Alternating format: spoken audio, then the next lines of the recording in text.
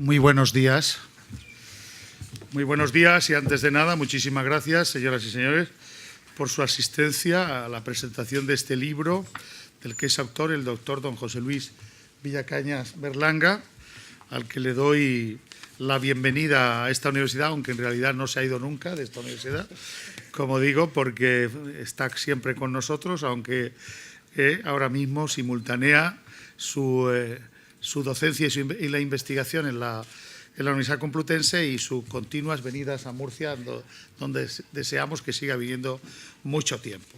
Saludarles, como digo, a todos ustedes y, como no, pues también hacerme eco, claro está, de la presencia aquí del señor director general de Turismo de nuestra comunidad autónoma, el doctor don Enrique Ujaldón Benítez, también del señor Conrado Navalón Vila, coordinador de Editum, Ediciones de la Universidad de Murcia, y la doctora doña Carmen González Martínez, profesora del Departamento de Historia Moderna, Contemporánea y de América y catedrática de esta universidad, aunque todavía solo le falta el trámite de tomar posesión, puesto que ha ganado la cátedra recientemente, cosa que me complace extraordinariamente. Saludar la presencia aquí, como no puede ser de otra manera, del señor decano de esta facultad que nos acoge, y también, por supuesto, del rector aquí presente, rector Monreal. Muchísimas gracias y saludarles pues a todos ustedes, al director del Departamento de Historia Moderna, Contemporánea y de América, al secretario, también al coordinador de Cultura de nuestra universidad y, en fin, saludarles a todos, señoras y señores profesores, señoras y señores miembros del PAS, señoras y señores. Vamos entonces, sin más, como digo, a llevar a efecto el protocolo de este acto y, en primer lugar, de acuerdo a lo que aquí está fijado, es el turno de doña Carmen González Martínez, profesora que no sabía si Martínez era... González lo sabía, pero Martínez no estaba seguro, profesora del Departamento de Historia Moderna, Contemporánea de América, que tiene la palabra. Muchas gracias, señor rector magnífico, y muy buenos días a todos los señores miembros de esta mesa y a los compañeros que asisten al hemiciclo para la presentación del libro del profesor José Luis Villacañas, La mano del que cuenta. El libro está redactado por Sebastián, es una obra autobiográfica y en ella nos dice que quiere dejar constancia de su historia porque acerca de los hombres como él nadie suele escribir. Él se define como gente corriente, gente sencilla de España e intenta, nos dice, cree hacerlo, poder narrar lo que fue y lo que ya nunca más será. Con esta frase a mí me recordaba bastante algunos de los ecos, o me introducía en los ecos del libro El mundo de ayer, de Stefan Zweig. Y por supuesto que las impresiones de la vida española de preguerra, con la experiencia infantil y juvenil del protagonista, nos definen ese mundo de ayer que se va perdiendo en el transcurso de los años que va cumpliendo el protagonista Sebastián, unos años en los que en esa infancia de la etapa 1918 a 1933, como él nos cuenta, merodeaba un rato por las nubes, la ensoñación, los sueños, las imágenes del cine intentadas llevar a la vida real ocupan gran parte de esta infancia. Yo desde el primer momento de su lectura entendí que nos encontrábamos ante un excelente documento memorístico para el estudio de la historia contemporánea de España, para el estudio de la historia de la familia, también del retrato de un mundo donde el destino y los amores de las mujeres lo deciden los hombres de la casa, como nos relata él a través del pasaje de su primer noviazgo frustrado. Y también nos podíamos encontrar efectivamente ante una magnífica historia de las relaciones de género, de ese amplio dominio del varón en el entorno familiar, de los intereses matrimoniales que en la época que nos describe pues fijaban los matrimonios según la misma posición y clase social.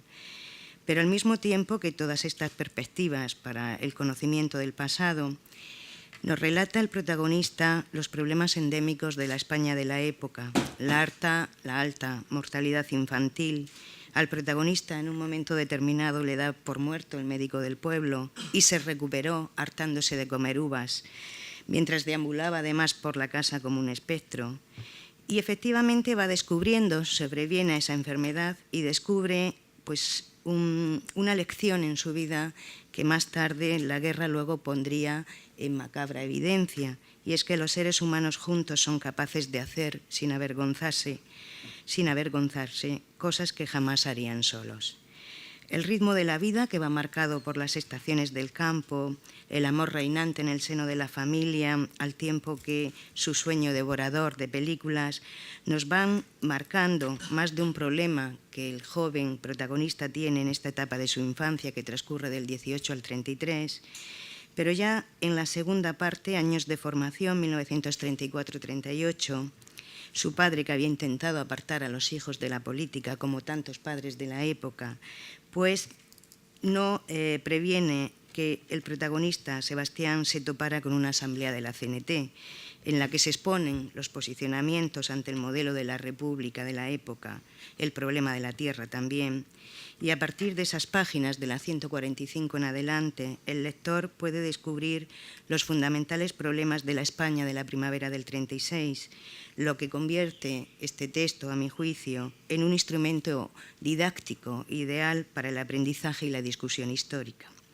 El temor a la guerra cubre amplias escenas de la vida cotidiana del personaje principal, de sus amigos y allegados, personajes que antes de que estalle el conflicto fratricida ya se ven rotos por ese mismo conflicto, piensan, tienen la esperanza frustrada, luego veremos, en que se repartirán las tierras a los jornaleros, que no serán, dice él, capaces de matarnos a todos por sus cortijos, pero aquí se adivinan ya esos intereses de clase, esa concepción de la génesis de la guerra, de ese enfrentamiento fratricida que va a recorrer muchas de las páginas del libro. La guerra efectivamente coge a sus padres en el cortijo, que no van a ver alterado su vida cotidiana en los primeros momentos, pero 3 de los hermanos, incluido Sebastián, van a ser movilizados al frente.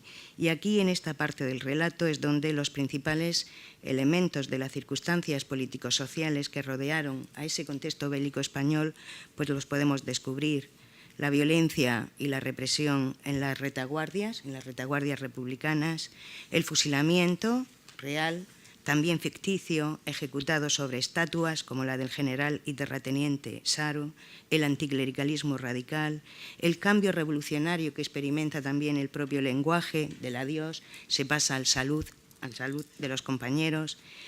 Y como él nos manifiesta también la problemática de la afiliación forzosa a una organización sindical o a un partido político durante la guerra, dice, yo estaba apuntado a la UGT porque había que apuntarse a algo, pero no porque quisiera señalarme con mis ideas. Y al mismo tiempo también nos plantea otra problemática de esta coyuntura de guerra, la falsedad de las noticias militares, la propaganda falaz de la guerra, incluso en un momento determinado la propia confraternización con el enemigo en ese intercambio de tabaco que se registra en las filas del frente. Pero en las guerras casi todo es suerte, como bien nos representa la propia vida y experiencia vivida por Sebastián. Elude las balas, las intrigas y espionaje de los comisarios políticos de batallón, etc. Y será efectivamente en los ojos de miedo de su tía cuando él vea que la paz solamente será la paz del vencedor. Él manifiesta, nos condenarán a una derrota después de la derrota. Y efectivamente así se traduce sobre todo en la tercera parte del libro, Años de peregrinaje, desde 1938 a 1942. Desde que cae preso, su peregrinación por diversas cárceles y campos de trabajo le llevan a eludir la muerte por enfermedad, por hambre. En ese peregrinaje, al mismo tiempo, aparece esa ironía con la que en muchas ocasiones nos retrata esos retazos de su vida, cuando manifiesta, nos llevaban a ver catedrales y monasterios, pero nos encerraban en los vagones de ganado sin darnos una buena comida. Y describe precisamente en esta parte de sus memorias lo que para los vencidos como él y miles de españoles significó la paz de Franco: encarcelamiento, arbitrariedad, incertidumbre, miedo, un miedo ejemplificado en la figura de Millán Astray, que los va a visitar y a leccionar al campo de trabajo donde va a estar recluido durante más de 3 años.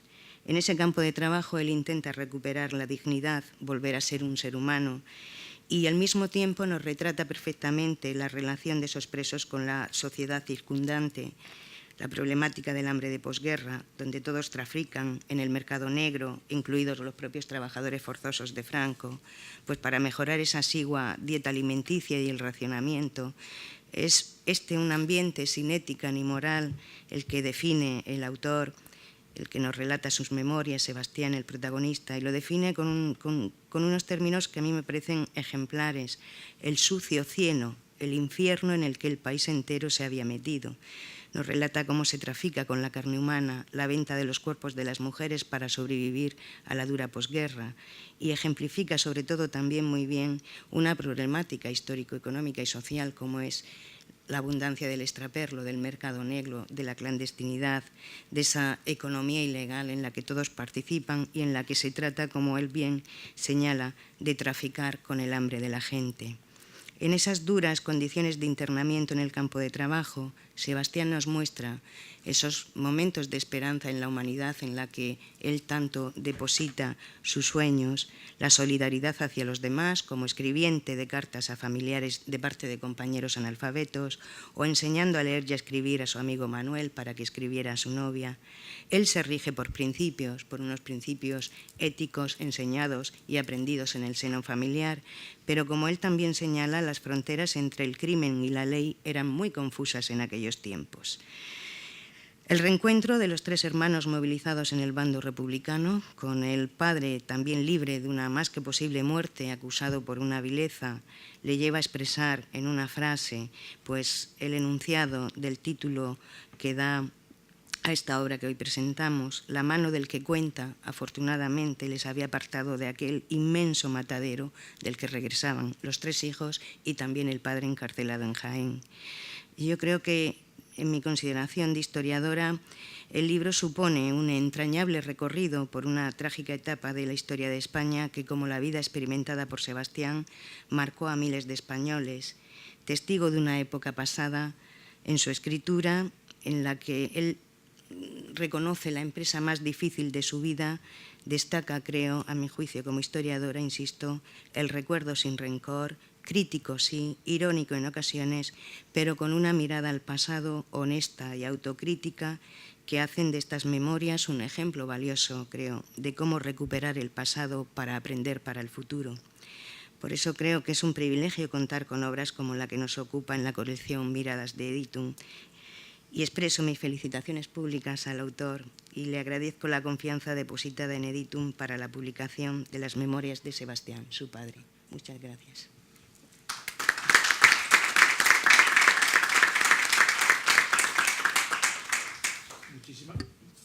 Muchísimas gracias, doctora Carmen González Martínez. Tiene ahora el turno de palabra el doctor don Conrado Navalón Vila. Muchas gracias, señor rector, y buenos días a todos. En mis breves palabras quisiera solamente aprovecharlas para destacar cuatro ideas.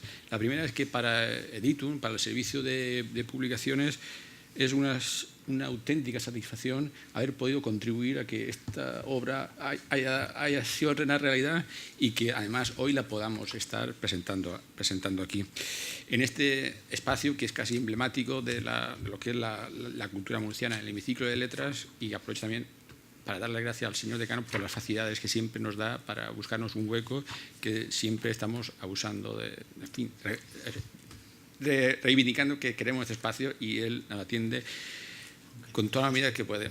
Segunda idea es que este libro que estamos presentando, La mano del que cuenta, ejemplifica muy bien, a la perfección, los objetivos del actual equipo rectoral y que también supo impulsar en su momento José Antonio Gómez Hernández, que es anterior director, que es la calidad y la excelencia. El señor rector, cuando le pedí que la calidad y la excelencia y a partir de ahí todo lo demás. Y de alguna forma, y sin duda, este libro que hoy estamos presentando y muchos otros que hemos presentado, pues reúnen esos criterios de excelencia y de calidad.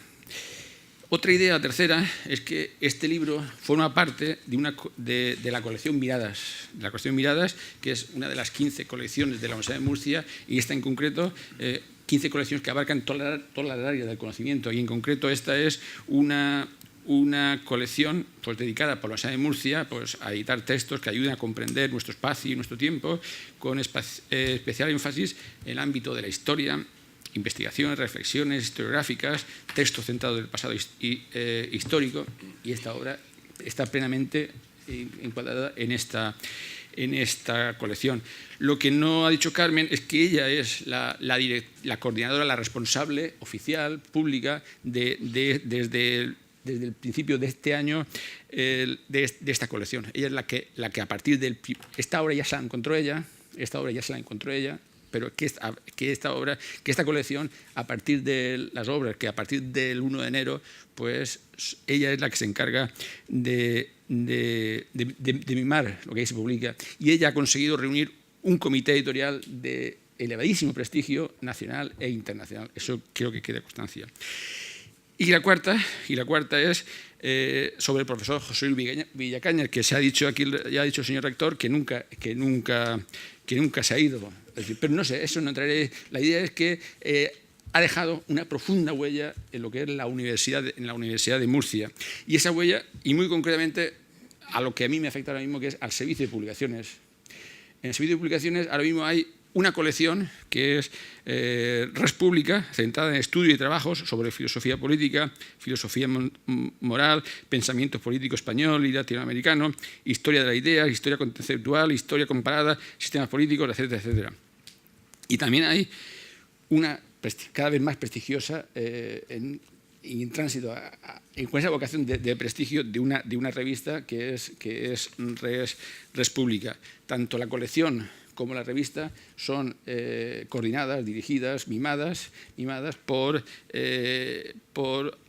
Antonio Rivera, que también nos acompaña, del que toda la comunidad universitaria nos podemos sentir orgullosos, y muy especialmente tú como el progenitor intelectual.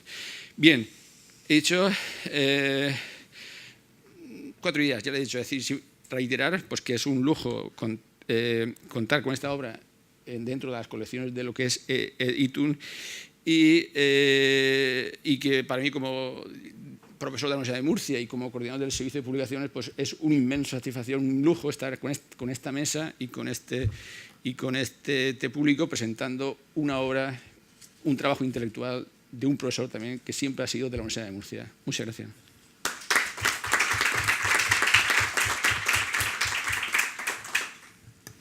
Muchas gracias, querido Conrado, y enhorabuena por el trabajo que estás llevando a cabo. Es el turno ahora del ilustrísimo señor don Enrique Ujaldón Benítez, director general de Turismo de la Comunidad Autónoma de la Región de Murcia. Gracias, rector. Buenos días. Me recordaba el rector ahora mismo que en una entrevista que me hacían al final del verano, pues yo decía que no leía novelas. He leído miles de novelas a lo largo de mi vida, pero llegué un día que dije, no se pueden leer novelas porque hay muchas cosas que leer. Y es verdad que no leo novelas en general, pero evidentemente hago mis excepciones. Muy pocas, pero las hago. He leído, estaba haciendo el cálculo ahora mismo, durante 25 años ya cumplido, miles y miles de páginas del profesor Villacañas. No las he leído todas, no las he leído todas, pero en fin, probablemente habrá discípulos que me ganen, seguro que sí, en esto, pero yo estoy entre los que más páginas han leído. Algunas veces he bromeado, no he leído todas, porque a veces he bromeado con que José Luis escribe más rápido que yo leo, y me es imposible seguirlo, ¿no? Pero he leído miles de páginas, incluidas sus 2 anteriores volúmenes, incluido su libro de poesía, o sea que conozco su obra literaria, cientos de artículos y, en fin, muchísimos de sus libros. Decir que José Luis juega en otra división, pues esto es obvio, y que es un drama para la Universidad de Murcia, aunque los amigos nos hemos alegrado, ¿no?, de que se haya ido a la Complutense, el que José Luis se haya ido de aquí, solo ha temperado ese drama porque, en fin, algunos discípulos de él están en Murcia, entre los cuales me cuento, y yo de verdad, y no lo digo soy el más torpe y no me considero tonto del todo. Por tanto, la huella de José Luis aquí es importante, y espero que el rectorado de la Universidad de Murcia cuide a sus discípulos, porque está cuidando con ellos pues, lo mejor que ha producido la Facultad de Filosofía, de luego, en los últimos 30 años, en fin, que he sido testigo y que conozco de primera mano, ¿no? Y ha producido muchas cosas ahí buenas, ¿no?, pero nada comparable, de luego, a su influencia. Dicho esto, que además he escrito 2 artículos, por cierto, sobre el pensamiento de José Luis, en fin, pues paso a hablar de la novela. Yo quiero resaltar aquí lo que de novedad tiene en lo literario, a pesar de mi abisal ignorancia en la novelística contemporánea, que ya digo que leo excepcionalmente poca, pero entre lo que conozco, en muchísimos autores hay una tendencia a mostrar lo bien que controlan el estilo, lo bien que escriben, los recursos estilísticos que son capaces de dominar, lo que pueden apabullar al lector, la intertextualidad, la lectura múltiple, el juego continuo. Y aquí nos encontramos con una novela donde un autor que ha escrito en fin, líneas y libros complejísimos opta por la pura transparencia, por la sencillez. Es casi la escritura del espejo. Es verdad que todo esto esconde un elaborado artificio literario que se remonta al mismo Quijote de a ver quién escribe esto. Yo todavía no me he aclarado quién escribe el libro. Hay un profundo artificio desde el principio, pero es un artificio que se expresa en un principio, en ese sentido se es honrado con el lector, no del todo, hay un guiño, pero el libro transcurre, ya digo, con una limpieza que el lector de literatura posmoderna pues, no reconocerá, ¿no? Parece escrito en otro tiempo. Hay una voluntad de claridad que se identifica con o que yo creo que se identifica con la voluntad de los personajes que ahí quieren aparecer.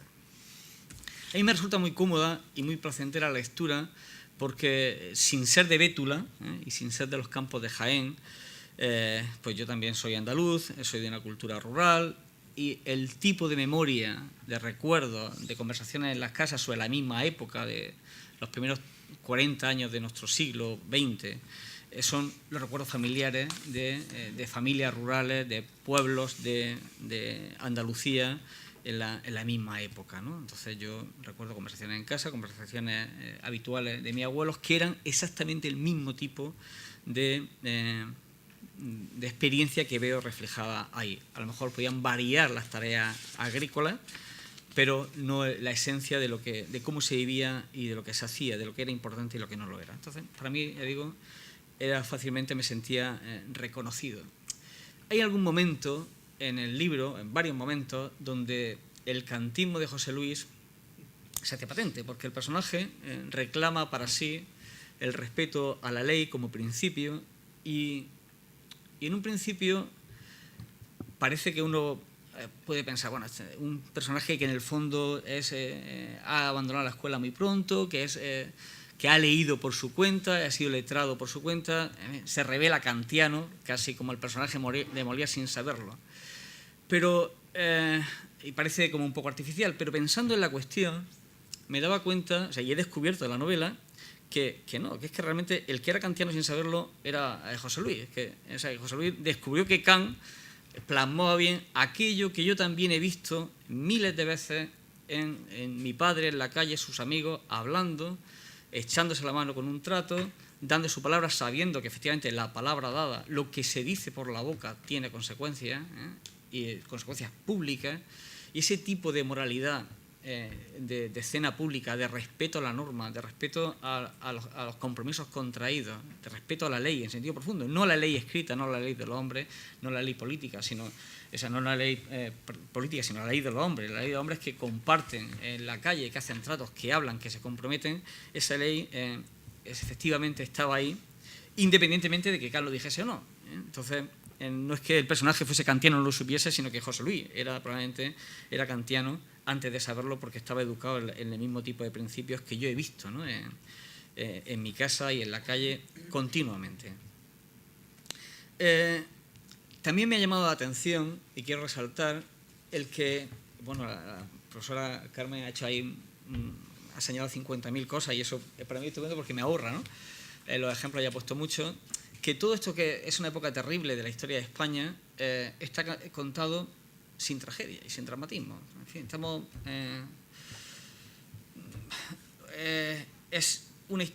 yo diría, iría quizá con un poco de radicalidad, ni siquiera es una historia de los perdedores. O sea, es una historia de los que les pilló la guerra en medio, que desde el principio, y ahí está no la figura del que cuenta, ¿no? Sino del padre, que desde el principio quería, una figura misteriosa, de orígenes misteriosos, que desde el principio se ve su voluntad de apartar a sus hijos de todo el drama de la política como algo hostil, de la política como algo ajeno, de la política como algo hay que temer, ¿no? Como generadora de violencia. El padre que voluntariamente huye de esta... e intenta a su hijo llevarlo a un mundo rural, el que podía haber tenido opción de otro tipo de vida, para apartarlos juntamente de eso, y como todos los padres, pues fracasamos en ese, digamos, quitar a los hijos de los peligros de la vida, y evidentemente no puede la vida al final, pues se les echa encima, y todo aquello que había sido el objetivo de su vida, de que apartar a sus hijos, metido en un entorno rural, ¿no? Orgánicamente muy fuerte, muy vinculado a la tierra, sentimientos fuertes. Todo eso fracasa porque al final la guerra y la política se les impone, se les aparece y no pueden huir de ella, ¿no? Todo esto, ya digo, por eso, aunque evidentemente son derrotados en la guerra, pero en el fondo yo creo que es una mala lectura pensar que es una historia más de los españoles derrotados que sufren, porque en todo momento, incluso en esos comentarios terribles de la escena de la guerra civil, de ser un prisionero en los campos de prisioneros que van, se mantiene una alegría de vivir continua, una búsqueda de la supervivencia, una supervivencia física, pero también supervivencia política, esa voluntad de no mostrarse, la picaresca, el luchar, el considerar ajeno que esa estructura, que en el fondo era también lo del padre, esa estructura política que se estaba generando, que es verdad que daba miedo en Millán Astray, como ha señalado la profesora Carmen, pero también era ridícula. O sea, que ese régimen no te podía identificar, que el personaje que podía ser siniestro y era siniestro, porque cuando amenazaba de matar, es que realmente podía matar, al mismo tiempo era perfectamente ridículo, ¿no? Tullido, viejo y fracasado en vida. Pues esa ridiculez del régimen que estaba construyendo Franco, esa no identificación, pues se ve bien en la novela. Es una España que no se identificó nunca ni antes ni después con lo que se estaba construyendo, que intentaba vivir al margen porque lo que se estaba construyendo era inasumible, ¿no? Bien, decir por último, no quiero extenderme, que claro, hay también en la novela una añoranza de que también ha señalado la profesora Carmen, de un mundo ido, que es el mundo donde la familia permanece unida, la familia está vinculada a la tierra, donde las cosas sencillas, la comida sencilla, el compartir, el trabajo duro, es lo que fortalece, ¿no? No fortalecen las cosas, no la propiedad, no fortalece ni siquiera las relaciones externas, de luego no lo que se tiene, sino justamente el vínculo familiar, que es por el que pivota toda la vida de todos los individuos. Una situación, o sea, un tipo de estructura familiar que no sabemos si definitivamente hemos perdido, o en cualquier caso sí que se ha debilitado muy mucho, ¿no? En nuestro mundo contemporáneo. Allí hay una añoranza de un mundo perdido que hacía que, a pesar del trabajo agotador que se cuenta, pero ya os digo, se cuenta sin ningún dramatismo, o sea, se disfruta del trabajo. Yo, que he trabajado también en el campo, al principio me costaba mucho entender cómo la gente se lo pasaba tan bien trabajando, porque yo no me lo pasaba nada de bien, pero después entendí que la forma sabia de trabajar, de coger melocotones o de quitar hierba, que eso es de lo peor que hay, quitar hierba, y me acuerdo en cuadrillas quitando hierba en el campo, que yo era el último, y veía ahí hombres que triplicaban la edad, iban más rápido que yo quitando hierba, y yo, claro, con toda mi hombría herida, intentando por todos los medios llevar el ritmo y no podía de ningún modo. Pues bien, esta idea de que uno podía estar en un trabajo físico muy duro, cantando, gastando bromas, disfrutando de esos momentos de trabajo y de compañerismo, eso también es algo que aprendí, pero aprendí, ya digo, en los árboles, cogiendo fruta o quitando hierba. Esa añoranza de ese mundo que en parte se ha ido, pues está presente en el libro.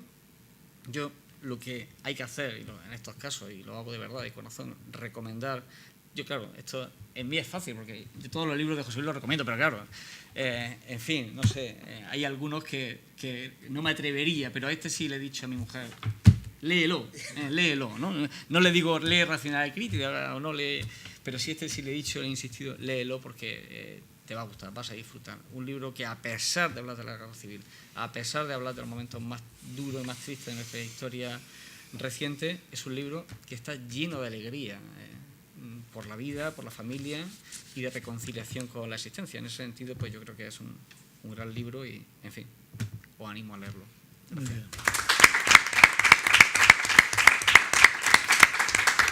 Muchísimas gracias a don Enrique Ujaldón. Por cierto, Enrique, en Murcia, si te dicen que no eres tonto del todo, es que te están diciendo que eres muy listo.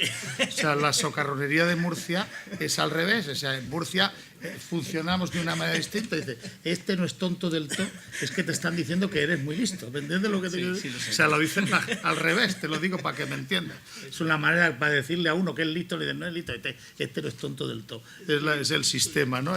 Esto es así. ¿Verdad, señor decano, que usted conoce perfectamente, señor rector y compañeros que conocen perfectamente el gracejo, en fin, la socarronería murciana y las formas que tenemos de hacer y de concebir las cosas? Es el momento del protagonista de este acto, el doctor don José Luis Villacañas Berlanga. Muchas gracias, señor rector.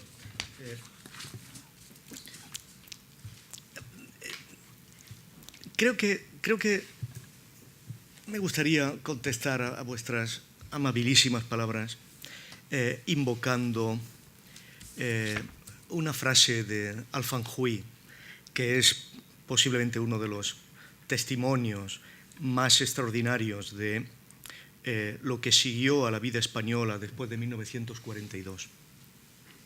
Alfanjuy tiene un momento en que dice que las cosas deben ser recordadas allí donde tuvieron lugar.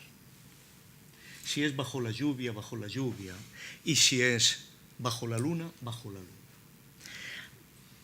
Esto se aplica, obviamente, a este libro, que debe ser recordado allí donde tuvo lugar, que fue aquí, en Murcia. Quiero que imaginéis por un momento mis 23 años de vida aquí, con las noches en soledad, lejos de la familia. Y en esos 23 años he tenido tiempo de escribir 3 relatos largos, todos los cuales giran alrededor de lo mismo, giran alrededor de la vida de la juventud, de la vida de Úbeda, giran alrededor de el recuerdo, de la memoria. Son 23 años que han salido 3 novelas, fruto de la pregunta permanente, paseando por arriba, por Espinardo, por la línea verde de Espinardo. ¿Cuál es esta lucha? ¿A qué responde esta lucha? ¿A qué responde seguir vivo? ¿A qué responde seguir manteniendo viva la inteligencia? ¿A qué responde este sufrimiento que está aquí ahora de soledad, ¿no? ¿A qué responde seguir pensando que mañana tienes que dar clase con tu mejor entusiasmo? ¿A qué eres fiel cuando haces eso? ¿A qué tajo eres fiel cuando haces eso? Y, en cierto modo, en los 3 libros de relatos que han salido de esas noches solitarias en Murcia, siempre la respuesta es la misma. Eres fiel a algo que has aprendido, que posiblemente aunque no hubieras estudiado nada habrías aprendido, que posiblemente aunque no hubieras reflexionado nada, llevarías aprendido. Pero, sin ninguna duda, hay otro motivo adicional, ¿no? Que es el motivo de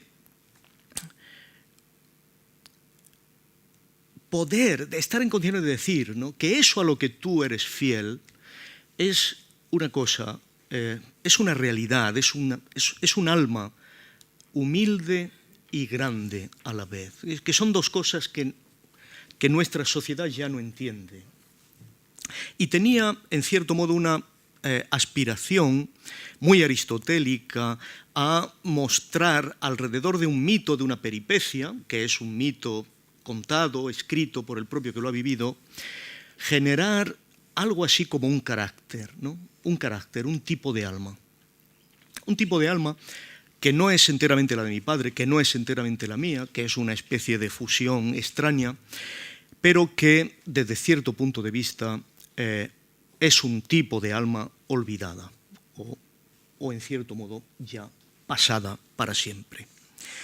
Este pequeñito homenaje, en el fondo, creo que tiene mucho que ver con una buena parte de la literatura española.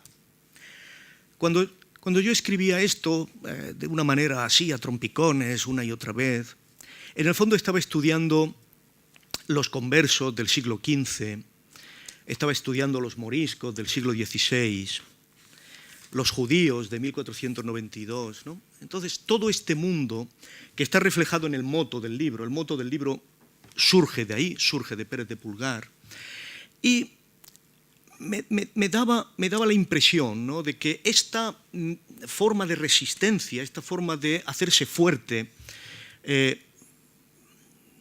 el abandono, tiene que ver, ¿no?, con este otro estrato cultural, social, de tantos siglos de resistencia, de tantos siglos de derrotas continuas, ¿no? Por eso, yo estoy de acuerdo con Enrique, esta no es una novela de los derrotados de la guerra civil, es una novela de derrotados arcaicos, de gente que lleva la derrota en su ADN desde el siglo XV, de gente que le cuesta mucho trabajo enrolarse en un proyecto histórico o en una aventura histórica porque ya viene de una derrota acumulada, ¿no?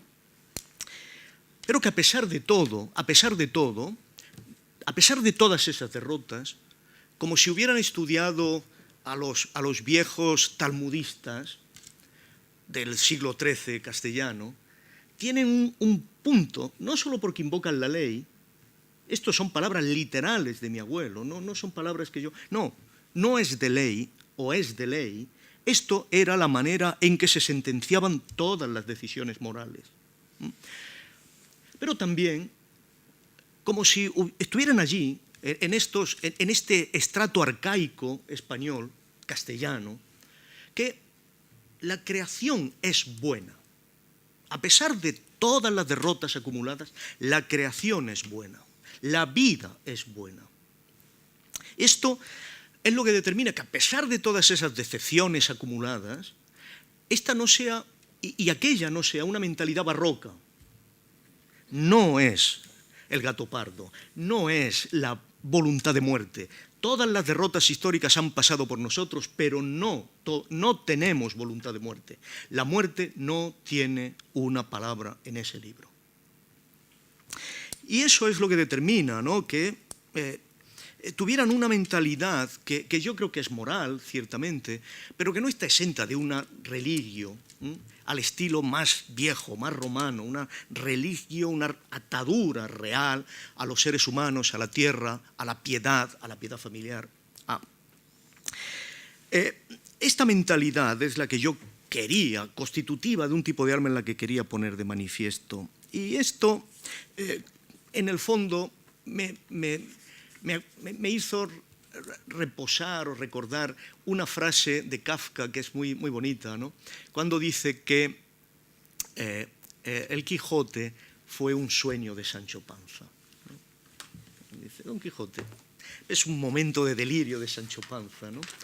Y hay un pasaje del Quijote que es muy interesante y que a mí era el que en su día, cuando yo le dije a mi padre, escribe tu vida, en cierto modo sabía que tenía que ocurrir, ¿no?, que es el pasaje donde dice, anteayer llegó el bachiller de Salamanca y yéndole yo a dar la bienvenida, me dijo que andaba ya en libros la historia de vuestra merced y que me mentaban a mí en ellos.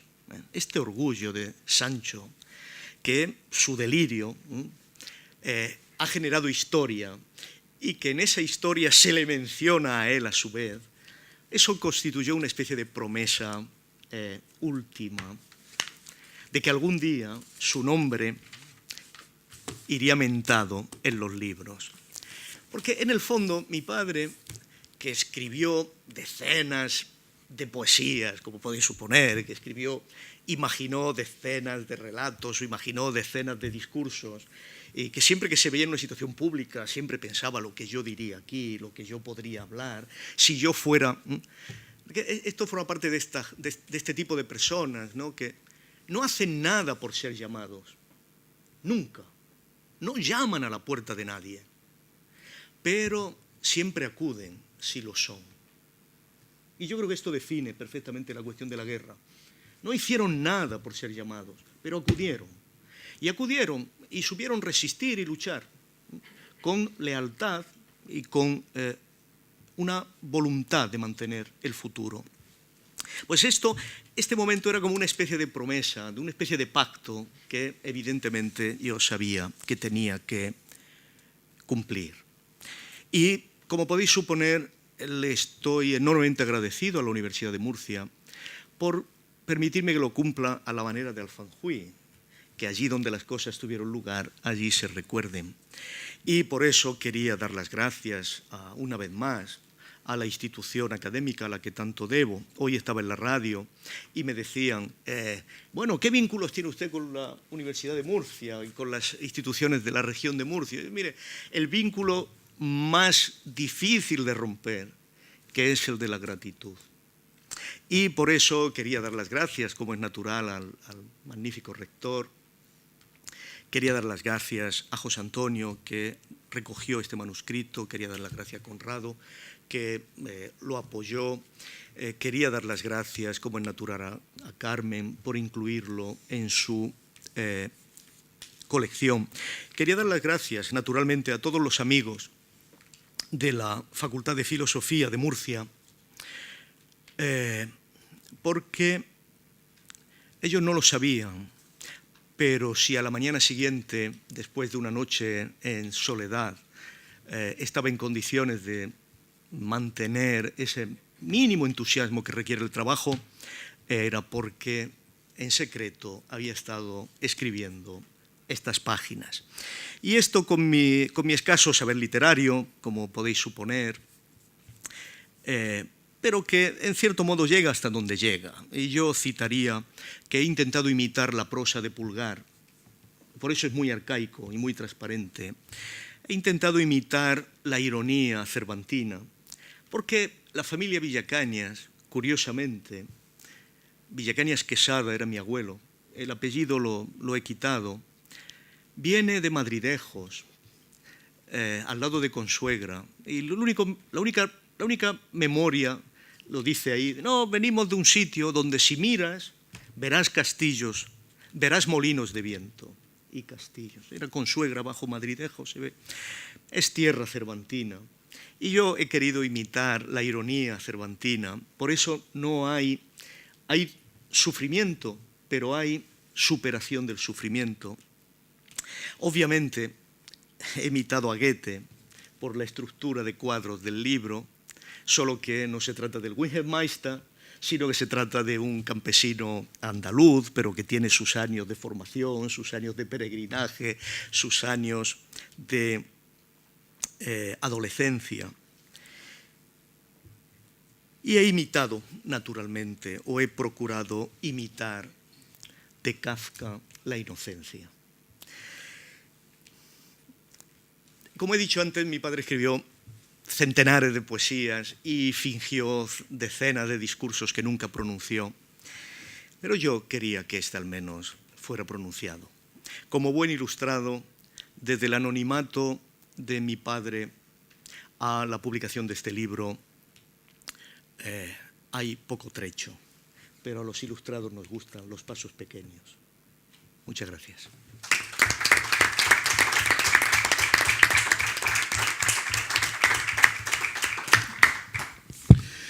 Bueno, pues de nuevo saludo a todos ustedes. Bueno, yo quiero empezar mi intervención felicitando, ya lo ha hecho el protagonista de este acto, don José Luis Villacañas, ya lo ha hecho a los responsables de Editum, lo hago en la persona de José Antonio Gómez y en la persona anterior responsable y de Conrado Navalón, es decir, ellos fueron legatarios de una tradición universitaria que es el servicio de publicaciones, pero han sido unos legatarios que lejos de empobrecer el legado yo creo que en realidad ese legado lo han acrecentado. En definitiva, como bien se sabe, los que estamos en los cargos académicos somos administradores temporales de una labor, y efectivamente yo creo que la labor que se está haciendo Editun es una labor, insisto, extraordinaria, que no empeora lo recibido, y lo recibido ha sido mucho, ¿no?, de otros responsables del Servicio de Publicaciones de la Universidad de Murcia.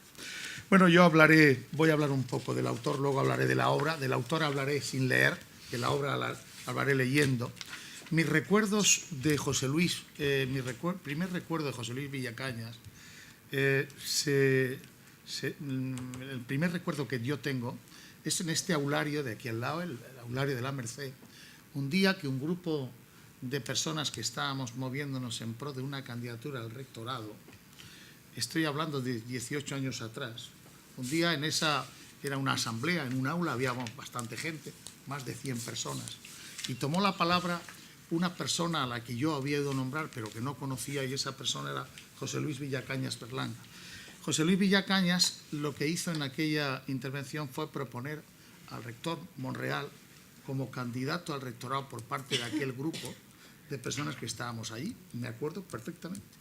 José Luis intervino con una extraordinaria brillantez y, en fin, resaltó lo importante que era de ir juntos al rectorado. Estamos hablando en concreto finales del año 93, y porque efectivamente el doctor Monreal fue catedrático rector entre el 94 y el 98, y aquello se produjo, insisto, en el aulario de la Merced, algo que recuerdo perfectamente. Otra anécdota del profesor José Luis Villacañas que yo recuerdo, ya en mi época de decano de Derecho, decidimos implantar en Murcia ciencias políticas, también sociología, se implantaron a la vez, siendo ya rector el profesor Ballesta Germán.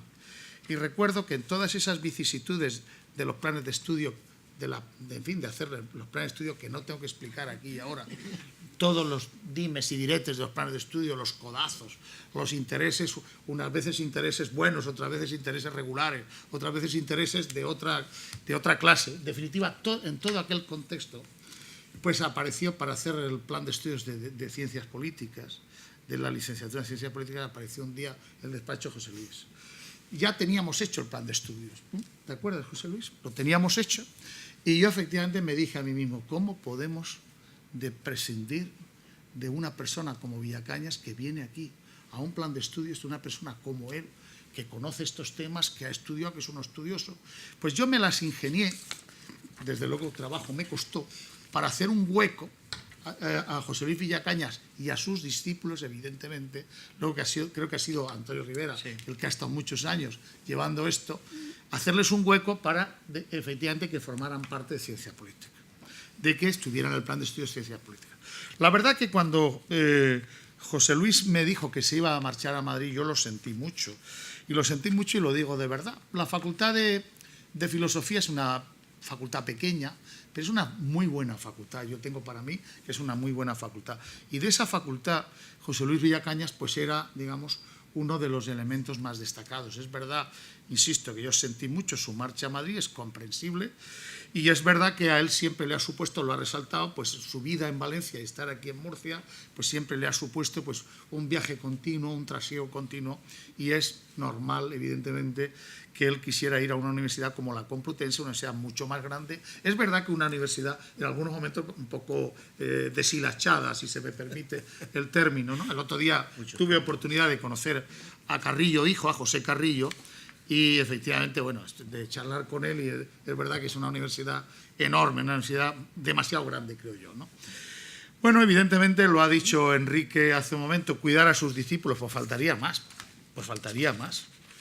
No cabe la menor duda. Es verdad que el día a día universitario se hace muy problemático, y es verdad, y los que hemos tenido, y aquí hay personas que han tenido cargos de gestión, esto no es como las universidades privadas, donde es un ordeno y mando, ¿verdad? Aquí es difícil, porque las luchas y los problemas que hay, eso, pero tenga la seguridad, el profesor Ujaldón, que estamos por la labor. Y ya hablando en concreto pues del libro, en 1940, ya en su exilio en México, la filósofa María Zambrano se vio en la necesidad de escribir un ensayo breve que lleva este título, los intelectuales en el drama español, los que han callado. Sin duda, el motivo profundo del artículo estaba relacionado con el silencio que durante años había mantenido su maestro Ortega y Gasset. Sentíamos, decía ella, como inconcebible humanamente este silencio aterrador, dijo, y en estas pocas páginas se aprecia el dolor intenso de la joven filósofa exiliada ante la actitud olímpica del maestro. Aunque las palabras de Zambrano son siempre muy intensas, muchas veces estremecedoras y en algunas ocasiones terribles, creo que hay expresiones que pueden ser útiles para introducir este acto y este libro de José Luis Villacañas. Para iluminar su relación con el maestro Ortega, Zambrano se pregunta si cabe pensar un tipo de silencio que sea la respuesta adecuada a un drama que afecta a todos, tratándose, dice, de la patria. ¿Era posible que, a pesar de todo, el silencio de Ortega fuera una norma de fidelidad o solo podía ser una forma de cobardía, una irritante falta de misericordia por tanto sufrimiento y dolor? En este breve escrito, Zambrano no se inclinó de forma abierta por una de estas posibilidades. Sin embargo, vio como posible que el silencio de su maestro, como el de Azorín, fuera un trasunto humano de la indiferencia sagrada de la tierra. Lo que Zambrano quería decir con esta frase, dotada de un intenso patetismo, habitual en su forma de escribir, queda bastante claro por la experiencia que ella misma describe un poco antes. También usa palabras intensas para evocarla y 2 veces la llama una revelación. Tuvo lugar en un viaje que hizo durante la guerra por las tierras de España, por La Mancha, por Cuenca. Lo que ve a Zambrano le resulta conmovedor. Esto es lo que dice. Era conmovedor. Las faenas del campo seguían su curso como los movimientos de las estrellas. La tierra inocente seguía dando su fruto con el ritmo de siempre. El labriego de cara arrugada, curtida del aire, seguía su monótono trabajo. Entonces era la siega, la España de siempre. La España anónima estaba allí, como algo intacto, virginal, como algo sagrado que nada ni nadie podía conmover. La revelación consistía en que las bombas alemanas y las tropas africanas no podían destruir todo aquello. Allí vio la perennidad triunfante de algo vivo, una fidelidad al propio ser, representada por esos campesinos trabajando. Confesó entonces que por amor a todo eso participaba en la contienda y volvería a hacerlo. Ya se ve que la pregunta acerca de si el silencio de Ortega era el de esos campesinos apegados a la tierra, hermanados a ella, no podía tener una respuesta clara. Pero como es natural, seguir por este camino nos desvía del asunto que hoy nos convoca. Creo, para el asunto de este libro, quizás sea más relevante forjar una ficción. Podemos imaginar con sencillez que uno de esos campesinos deja las faenas del campo, detiene el coche en el que viaja Zambrano y dice: «Espere, señora filósofa, nosotros somos anónimos, ni somos nada intacto ni virginal, desde luego tampoco somos nada sagrado, ni perenne, ni triunfante ni intangible. En realidad no somos ajenos a esta contienda, participamos de ella, unos a un lado y otros a otros. Tenemos nombres, sabemos hablar, somos seres de carne y hueso, venimos de sitios, vamos a otros, nos han pasado cosas. No somos la imagen fantasmal que ve a alguien que cruza la carretera y sigue su camino. Somos seres humanos. Nuestras historias son menos grandiosas que aquellas en las que se produce una revelación. No estamos hechos de perennidad triunfante, al contrario, los de un lado y los de otro ya no existimos. Si solo quedara de nosotros esto que usted vio ese día en que pasó en su coche camino de Valencia, entonces seríamos menos que nada, puras sombras. Por eso, de vez en cuando tenemos el extraño impulso de tomar la palabra y hablar, y si me escucha, le contaré mi historia». Bien, he imaginado por un momento que ese ser de ficción que le hablaba a Zambrano bien podía ser el personaje de esta historia, Sebastián Quesada, en realidad el padre de José Luis. Tengo la impresión de que esta ficción, que se me ha ocurrido recordando el texto de Zambrano, ofrece su sentido a este libro. Ni siquiera pide o demanda ser escuchada, pero en esas voces siempre se juega el destino de una sociedad democrática. Esta universidad que represento, que tengo el honor de representar, se siente satisfecha de promover con este libro una literatura que vive de este espíritu democrático, de dar voz a los que de otra manera ni siquiera podrían hablar. Y nos sentimos felices de que alguien como José Luis, que ha escrito tantas páginas de difícil comprensión, haya prestado su pluma para dar materialidad a esta voz y ofrecernos esta historia sencilla, irónica y popular. Y por hacer sobrevivir, aunque sea por medio de este libro, igualmente humilde, un fragmento de vida, un fragmento de alma crecido bajo el cielo de España. En definitiva, señoras y señores, les agradezco a todos ustedes su presencia aquí, en este acto. Le felicito muy sinceramente a José Luis Villacañas Berlanga y le pido que, en definitiva, siga ejerciendo su magisterio también en esta pequeña universidad, si la comparamos con la Complutense, pero una universidad que ya se aproxima al centenario de vida, y a esta universidad a la que Ortega decía que había sido un error, un inmenso error. Afortunadamente que Ortega, esta vez, si aquí guardaba silencio, en esta ocasión se tenía que haber callado, incluso siendo don José Ortega y Gasset. En definitiva, señoras y señores, ha sido un placer estar aquí con todos. Muchísimas gracias y muy buenos días. Muchas gracias. Muy bien, enhorabuena.